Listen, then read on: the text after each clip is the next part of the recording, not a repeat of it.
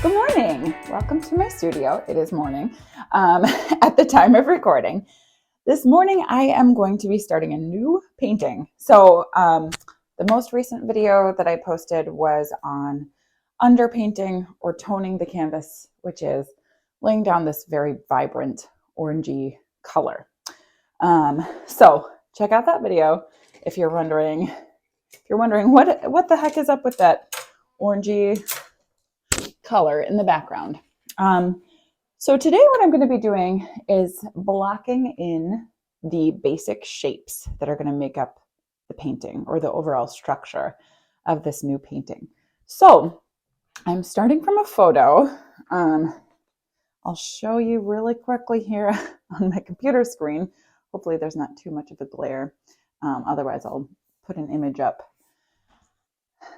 over that you can see in the YouTube video. So that is what I'm starting with. I am going to actually take my laptop, put it on the chair next to my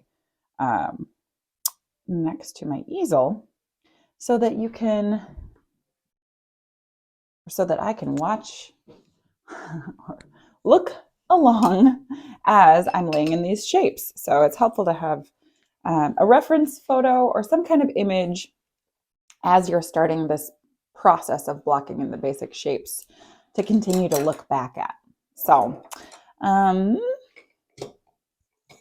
grabbing my brushes here. I've got a little jar of all kinds of brushes. So I'm grabbing a few that I think will be most helpful for this phase of the painting.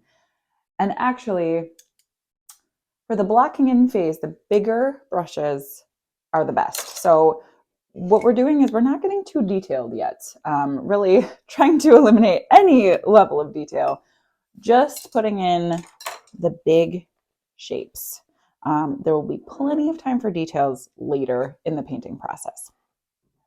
So I've got my palette here already full of color. I actually haven't even cleaned out my palette since the last collection of paintings was completed. But that's all right. We're going to use what's left over to block in these shapes. We'll consider it kind of a thread that's connecting both of these collections. There we go. There's a reason for everything. All right. So I'm going to stop doing so much talking and just start laying in some paint shapes.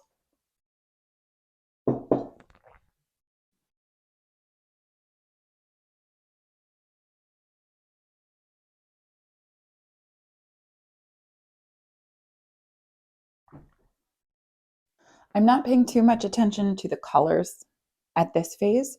Actually, I find it helpful to just kind of lay on any sort of dark color first.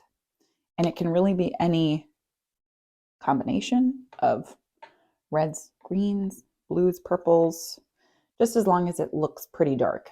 So I find the more color, the better in the background as you're building on that first layer. It just makes it more interesting as you're building layers on top of that to start with something interesting, not just black, for example, for the whole background shape area.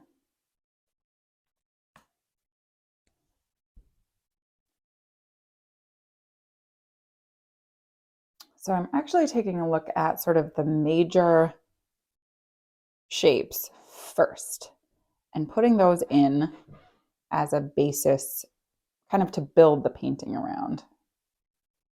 So there's this one big tree right here. I don't have a great way to make sure my trees are straight. And I think that's okay because trees are not always straight. They're not straight up and down. So they don't have to be in our paintings either.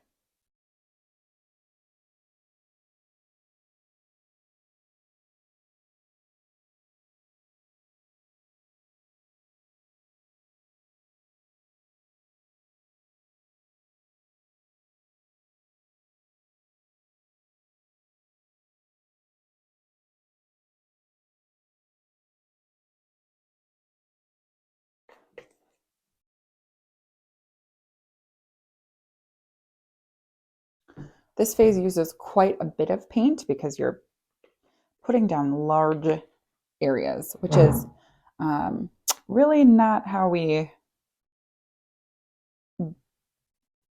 paint the rest of the painting. Once we start putting in more details and more colors. But for this phase, it's okay to just lay down a huge block of color.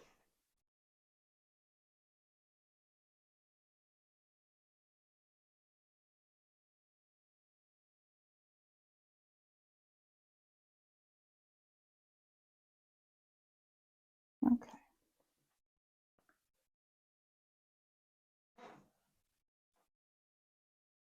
The next biggest tree is going to be over on this side, right about there.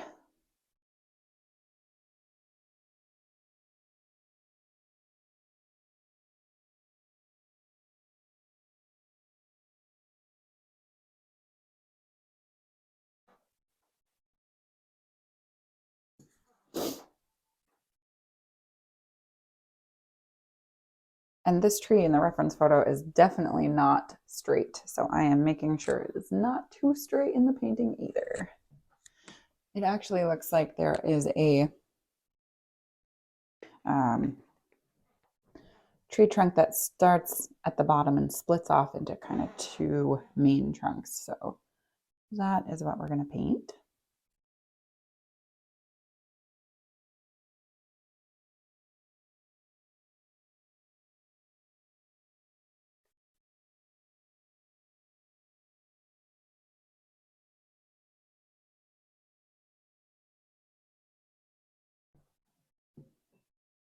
I do have a water jar here that is helpful to kind of thin out the paint, which is fine at this phase. You don't need it to be super thick because we know we're going to go back over all of these areas with more paint as we get further down the process.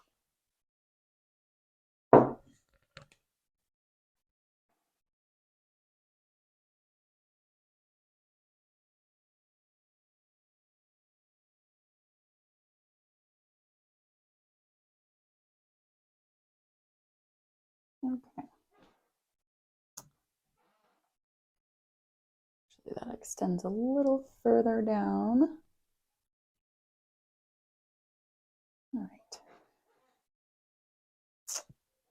And the next one, the next tree trunk, we're going to go back over to the other side. This one is actually a little bit lighter. So with this composition, the trees on the edges are dark and there's a kind of ray of sunlight coming through the middle of the painting. So we're going really in these main shapes a bit from dark on the edges to light, going toward the center. And I'm not going to get too light yet, but just a bit lighter as I go toward the center in this blocking out phase.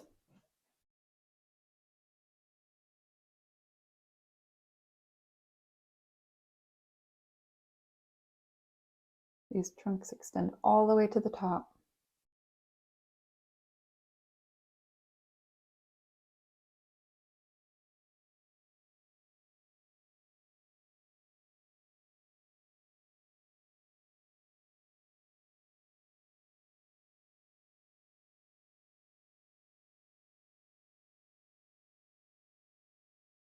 And whenever I remember to, I put a little bit of paint all the way around that top edge because I paint around the edges on all of my canvases so that people can leave them unframed when they buy them.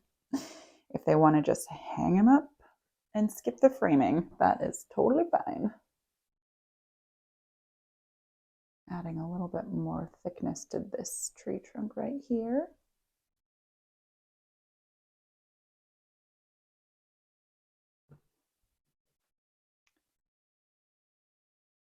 Grabbing a little bit of kind of an orangey red. I need to look up the name of that color. It's like a brick red. And then some Payne's gray and a little bit of alizarin crimson. These are the colors that I'm using. And then a little turquoise. Greens and reds make dark, some sort of variation of brown. So that's what I'm starting with. All right, so there's a little trunk right in here. One of the tricks when you're painting a group of trees is to try not to space them equidistant apart. That makes for a less interesting composition. So trying to make sure if you're painting one in the middle of two trees that it's not dead center between those, that it's a little bit to one side.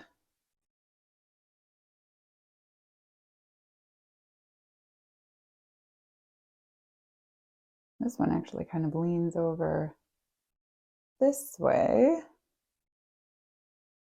And one of the reasons I chose this reference photo is that it's very blurry. And I'll pull that back up for you here.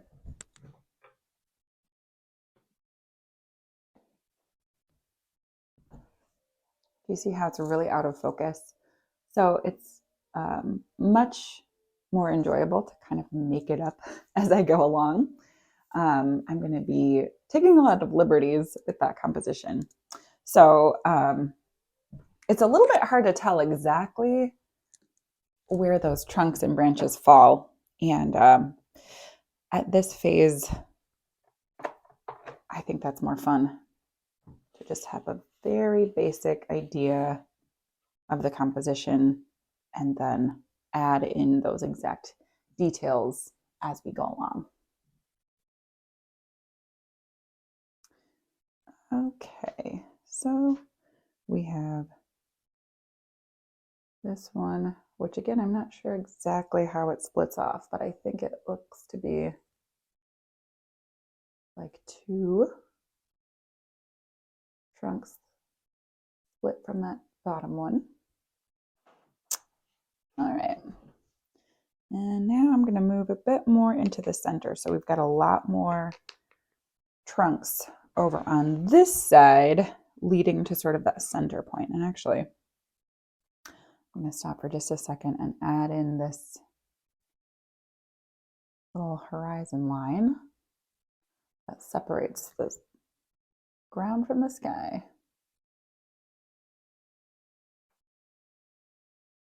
It's on a bit of a hill. So we're moving upwards this way. A gentle slope. All right. So that helps as we're painting the rest of these trunks on this side to help anchor where we are.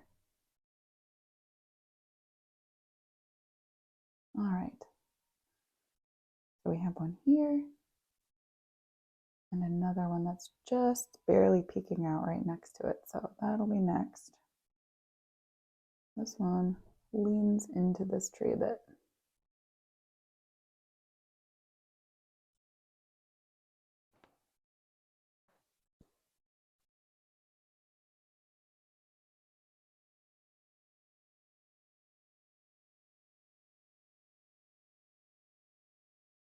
I don't know if you can hear my music. I have a little bit of Mozart playing. Very calming. Taking a nice little walk through the forest today with little Mozart in the background.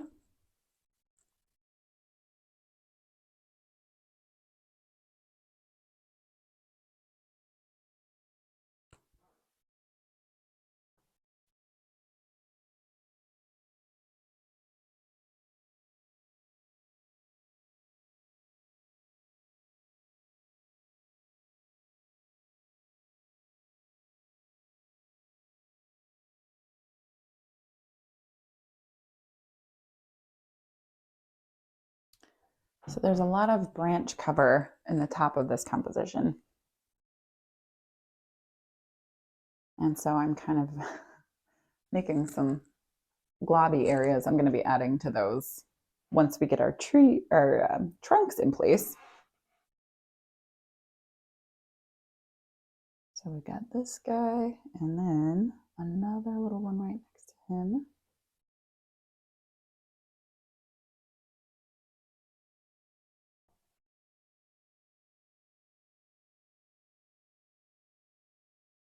All right.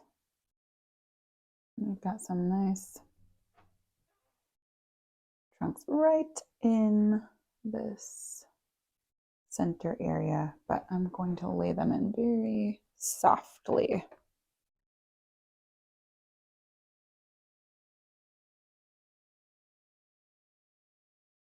I'm just barely holding onto the brush right here, kind of letting it fall down the canvas.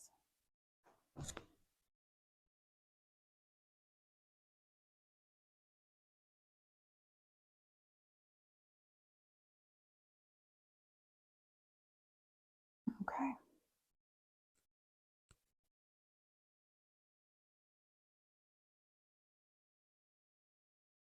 Just giving the illusion of a few trees right back in here. Okay, and we do have another dark tree trunk right on this edge over here. That also kind of splits off into two.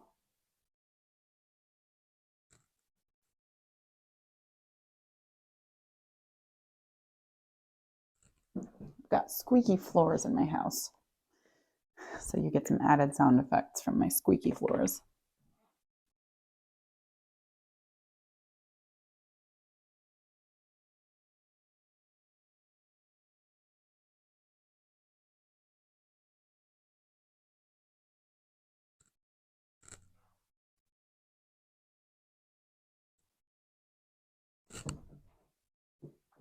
All right. It always helps to stop for a minute and take a step back. Often when you take a step back, you can see things that you aren't able to see when you're up close.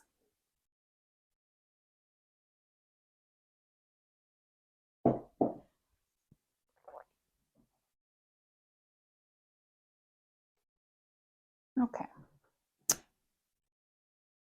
So I'm going to continue with this area over to the left, extending around this edge.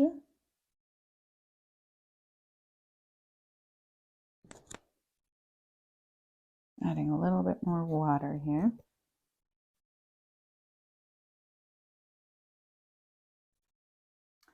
And then I'm just starting to go up into those branches at the top and adding some blocks of color without spending too much time thinking about it.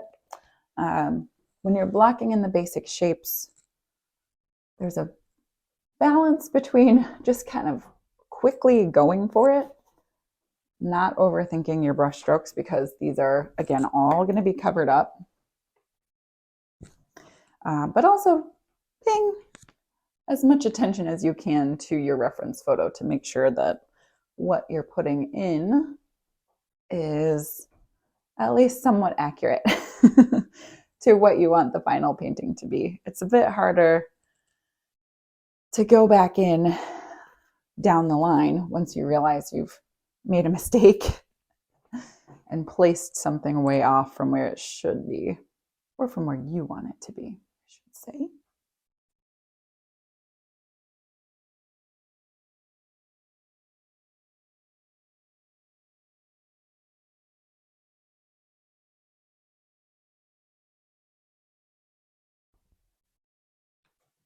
There is not an exact science, just a few helpful things to know about this phase of the process.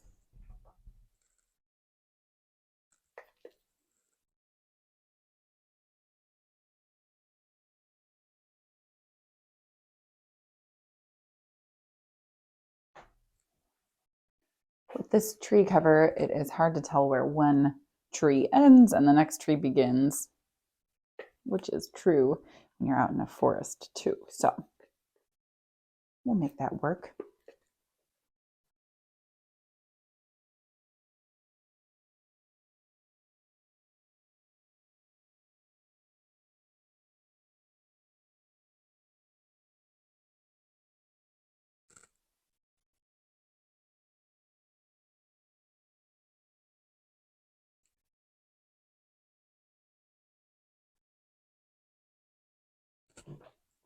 The color palette that I'm using in this painting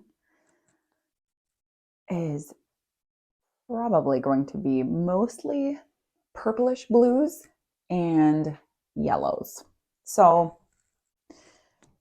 these colors that I'm laying down do follow that.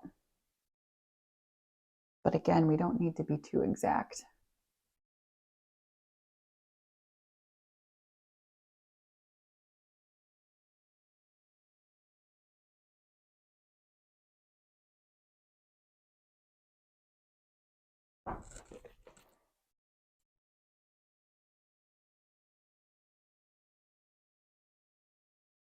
And you'll notice I'm just putting down these bigger areas, but I am leaving a lot of areas untouched too, because we're going to have a lot of sky peeking through.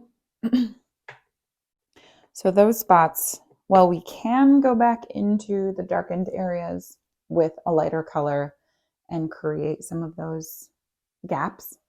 Those read better if they don't already have a dark color behind.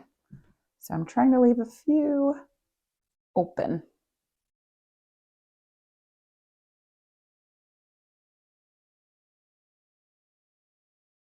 Adding a few more thin trunks back in here.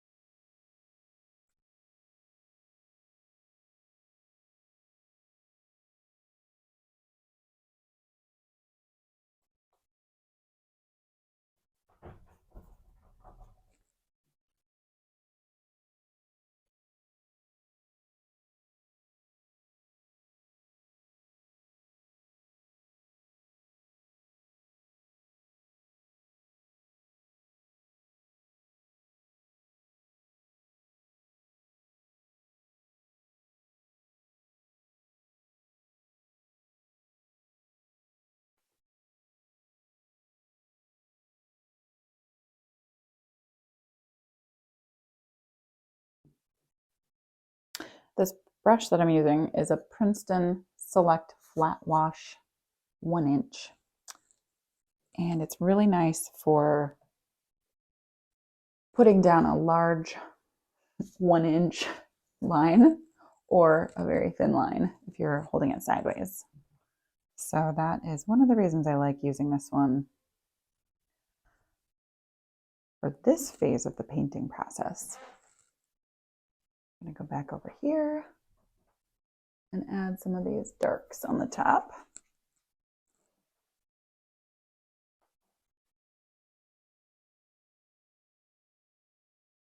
One of the earliest tips I've learned when I was in art school is not to spend too long in one area of your piece, especially as you're starting it out, because the temptation is to really dig into this little corner over here, leave the rest untouched.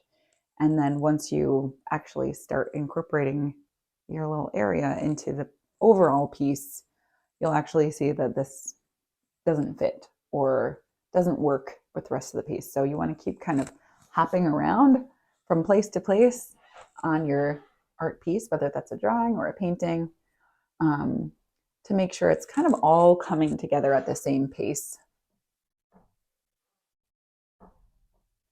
as well as you can do that. I know it's very tempting to just stay in one spot sometimes.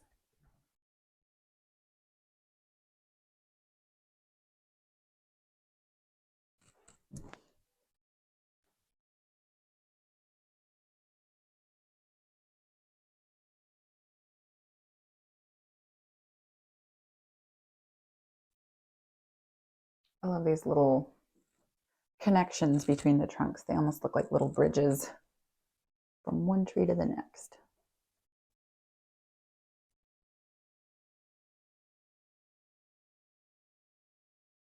I'm going to just add another tree here, because why not? Will help finish off that side of the painting.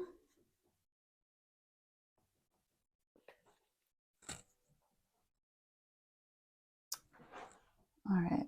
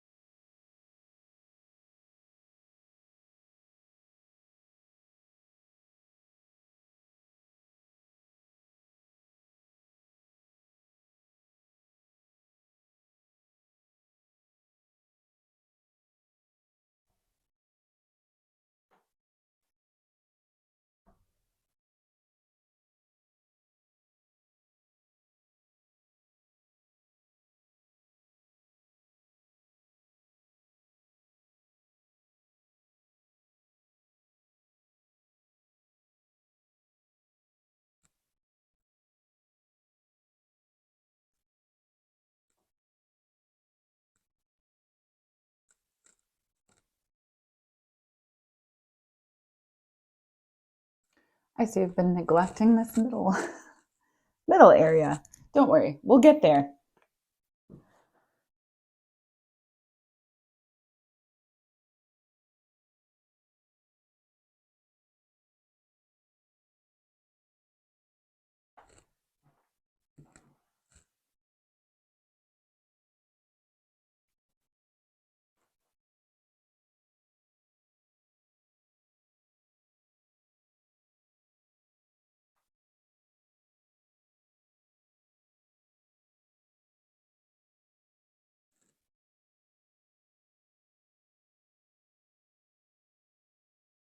I'm seeing almost a little arc over here, leading you up into the middle of the painting, middle top.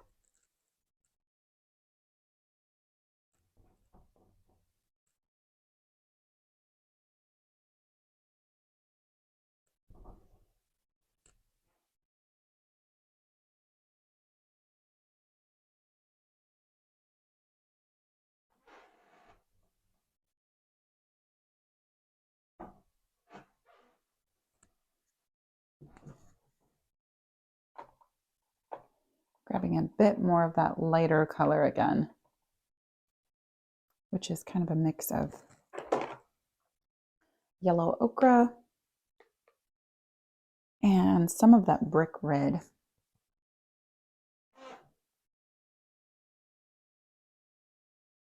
Which is, again, still on the dark side, but lighter than the edges, those blocked colors.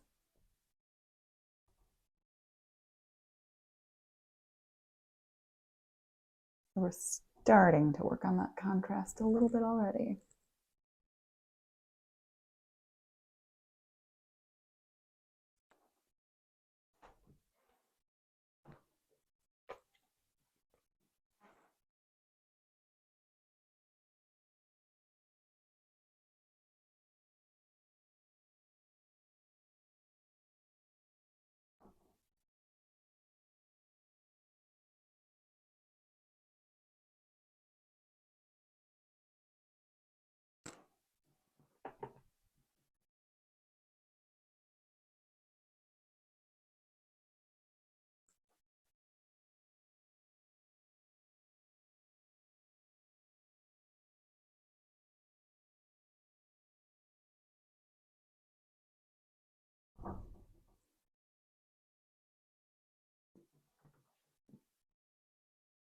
Okay. We are getting there.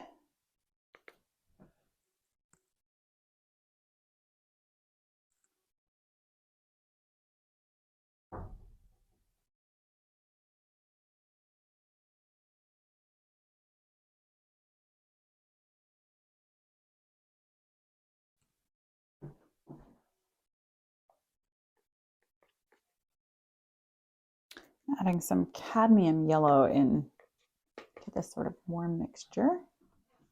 This area is quite warm. In the back, it's almost looking a bit green. That's okay. It probably won't stay green, but it's fine for now.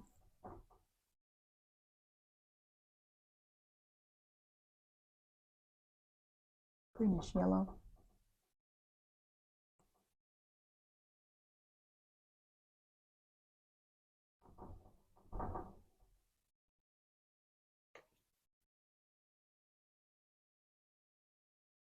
That doesn't look very good.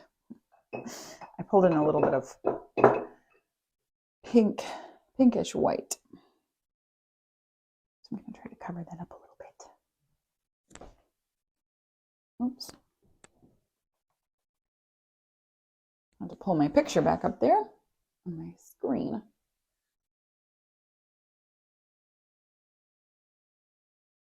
There we go.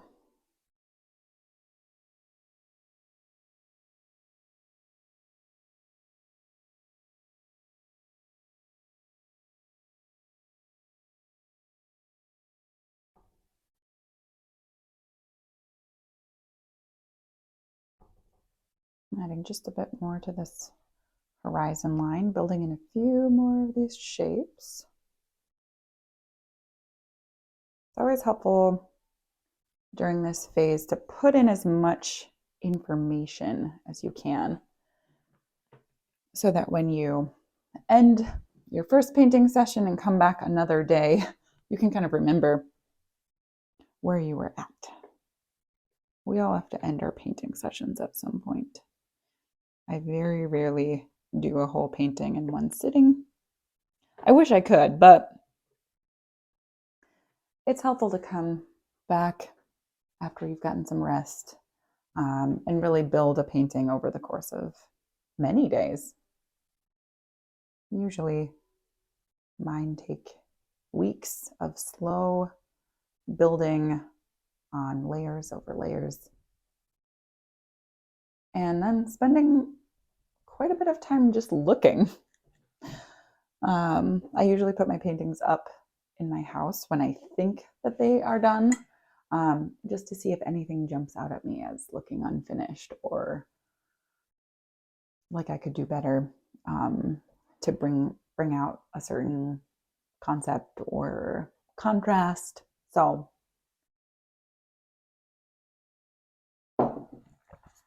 the next thing that we're going to do, you've probably noticed that the bottom half doesn't have a whole lot in the ground.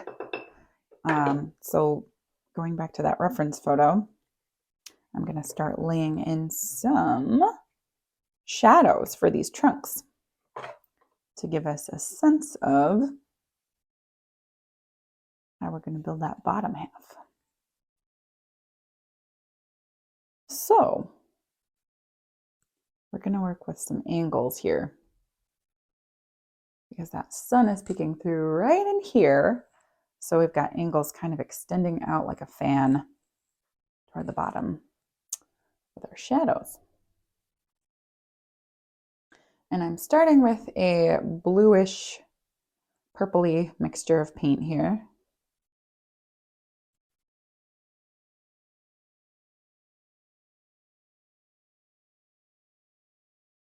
So this shadow actually starts at the trunk and works its way all the way over here beyond this corner. That's a nice one.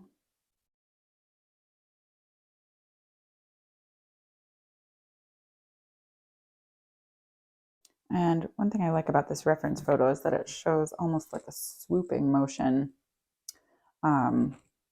within, I'm guessing these would be like the footfalls, the footsteps.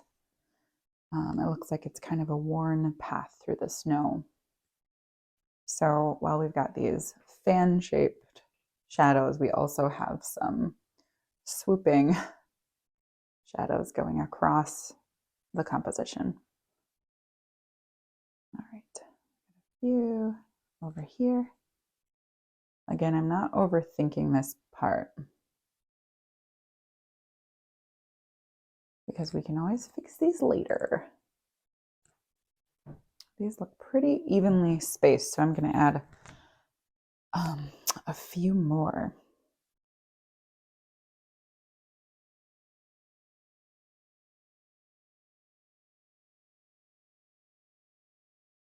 This one gets wider as it comes closer to us.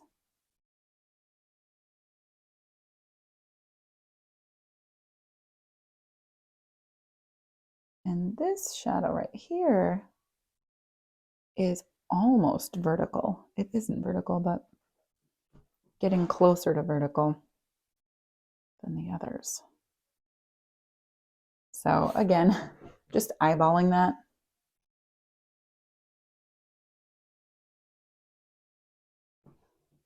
I'm adding some more blue.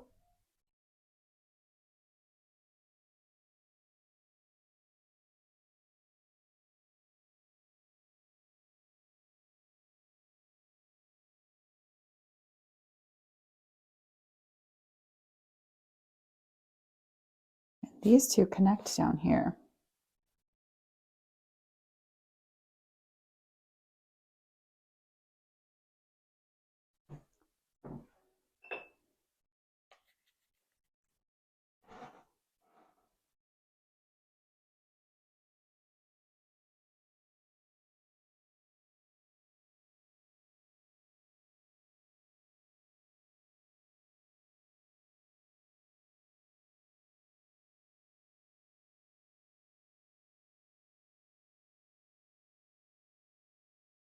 Got this nice angled shadow in that reference photo. And I'm not sure exactly what it's being caused by. It might be something that's out of the view of the painting, but we'll keep it. I like that.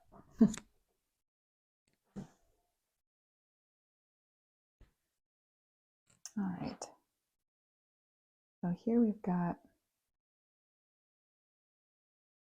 the shadow coming this way, connecting to this tree trunk here. And this one. Some more paint. Nice little swoop.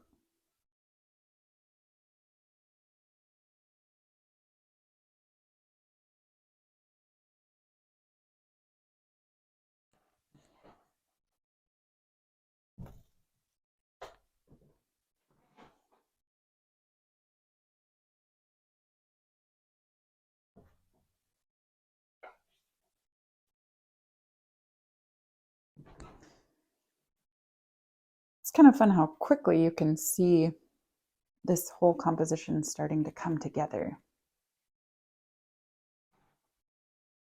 It's starting to look like it could become a painting.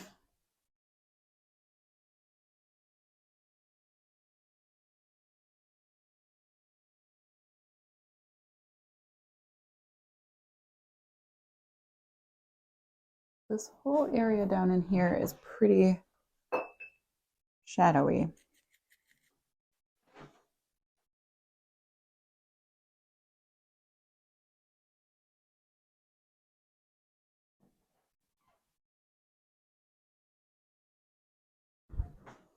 So using that wider side of the brush, I'm going to start kind of connecting these up a bit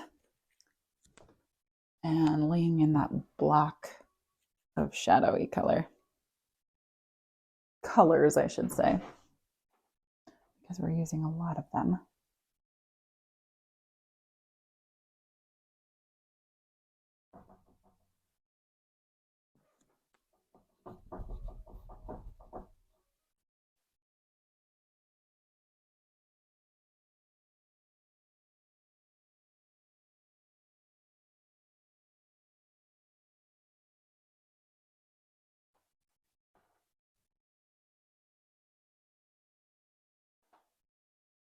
Actually, the shadows going all the way toward the back, because they're backlit by the sun, they're actually a little bit more yellow than blue.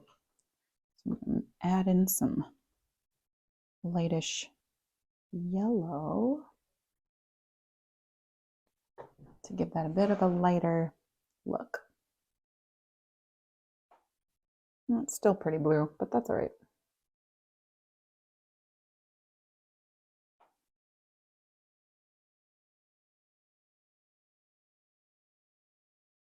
a bit harder to tell exactly what's happening back in this area. So we're just going to add some brush strokes that kind of keep with the theme here.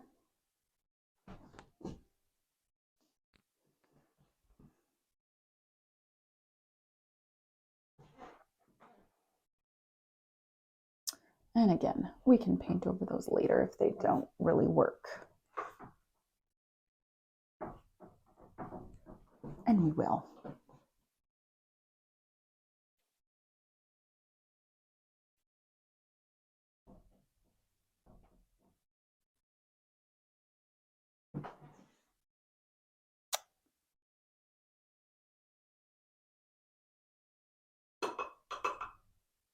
I'm actually thinking that even though it doesn't appear this way in the reference photo, I'm going to extend a couple of these trees down this way so that this side of the tree cover is a bit thicker.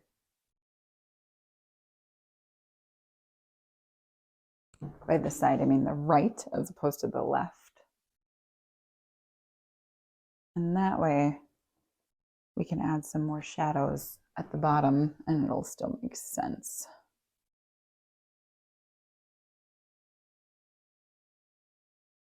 All right. Yeah, I think that works.